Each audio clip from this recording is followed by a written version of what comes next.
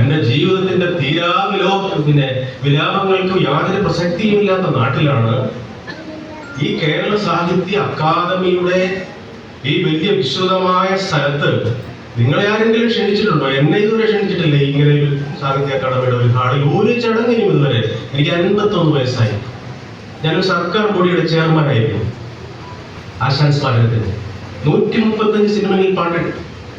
അതിവിനയം പാടില്ല, സത്യം പറയുമ്പോൾ ഒരു ചൊല്ലുണ്ട്. അതുകൊണ്ടാണ് പറയുന്നത്. അതിവിനയം ഉണ്ടെങ്കിൽ അയ്യോ ഞാൻ ചെറുതാണെന്നോ, ഇനി എത്ര നാൾ ചെറുതാകാനാണ്? ഇനി എനിക്ക് 30 വർഷം കൂടി ആയുസില്ലല്ലോ. ഞാൻ 32 വർഷമായി എഴുതാൻ തുടങ്ങിയിട്ട്.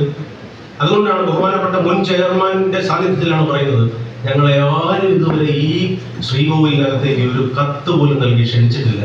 135 സിനിമയിൽ 200ഓളം നാടകങ്ങളും 250 ആൽബങ്ങളും എഴുതിയ 51 വയസ്സുകാരനായ മറ്റൊരാളെ ചൂണ്ടിക്കാണിക്കാനാവുമെങ്കിൽ 1 ലക്ഷം രൂപ ആ പേരുകാരന് ഞാൻ ഈ നിമിഷം നൽകാം.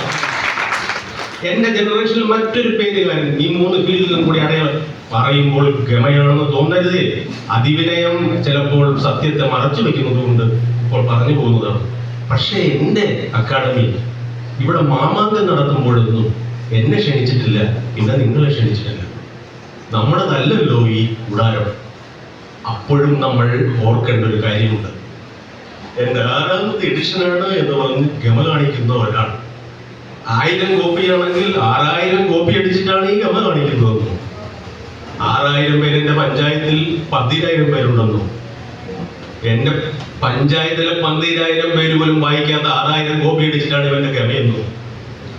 ഞാനത് ഫേസ്ബുക്കിലിട്ടാൽ 6 ലക്ഷം പേർ ആദ്യം കാണുമെന്നും എനിക്ക് ഈ ഫേസ്ബുക്കാണ് വലുതെന്നും ചിന്തിക്കാനുള്ള സമയമായി എന്ന് ബോധ്യപ്പെടുത്താനാണ് ഞാൻ ഈ വേദിയിൽ നിൽക്കുന്നത്. ആരുടെയും ഔദാര്യം ഇവിടെ ആവശ്യമില്ല. കഴിഞ്ഞ ദിവസം ഞാനൊരു കവിത 9 ലക്ഷം പേരാണ്